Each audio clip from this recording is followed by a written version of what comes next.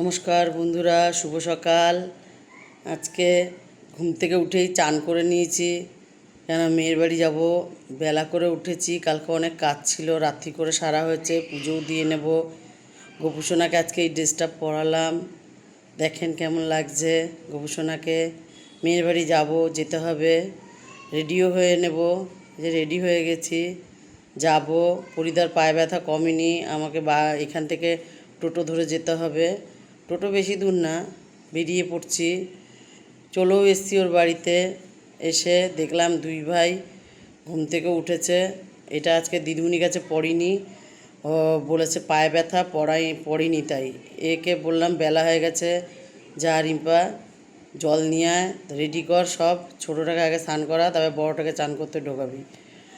এই দেখছে, টিভি দেখছে, দেখেন কেমন করে টিভি দেখছে, মন দিয়ে টিভি দেখছে, কোনো দিকে তাকাবে না। এবার আমি বললাম স্নানটা করিয়ে দিই ওকে। ও হয়তো আমার বোনকে খুঁজছে, আমাকে দেখেছে, ওকে দেখিনি।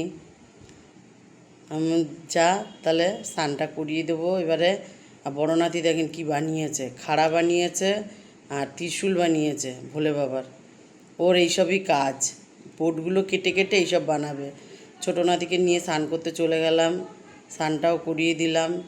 বললাম ঠাকুর নমো করো, ওদের ওইদিকে মন্দির আছে, জোড় হাত করিয়ে দিচ্ছি, নমো করিয়ে দিচ্ছি, নমো নমো নমো নমো বলে দিচ্ছি আমি।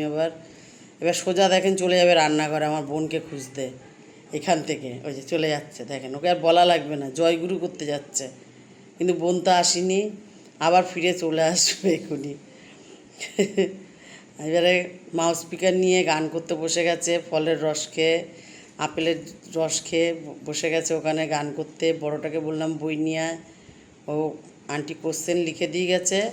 আমি বললাম মুখস্থ করে নাও, পড়তে বসেছে আমার কাছে। ও সাউন্ডটা কমিয়ে দিলাম, আমি ও গান করুক, তুমি পড়াশুনো করো, তোমার পড়তে হবে। পড়ছে, পাচ্ছে না। মেয়েকে বললাম তাড়াতাড়ি রান্না কর, খেয়ে দিয়ে একটু শোবো, আবার সন্ধেবেলায় বেরোতে হবে আমার। আর মেয়ে রান্না করে নিয়েছে তাড়াতাড়ি করে, ছেলেরও ভাত বসিয়ে দিয়েছে, আমাদেরও ভাত হয়ে গেছে। মেয়েকে বললাম খেয়ে দিয়ে একটু শুয়ে বেরিয়ে পড়বো, আমার আবার একটু স্টেশন যেতে হবে। ও তাড়াতাড়ি করে মাছগুলো ফ্রিজ থেকে বের করে ঠান্ডা করে মাছগুলো ধুয়ে নুন হলুদ মাখিয়ে দিল। ছোটো নাতি আজকে মাউস স্পিকার নিয়ে করেছে, পড়েছে, ওর কোনো নেই আজকে। আজকে এটা নিয়েই রয়েছে, এটাতেই শুরু, এটাতেই শেষ আজকে। ওই মাউস স্পিকার আজকে ছাড়বে না। সন্ধেবেলায় চুল বেঁধে দিয়েছি, এই যে রয়ে গেছে এখানে।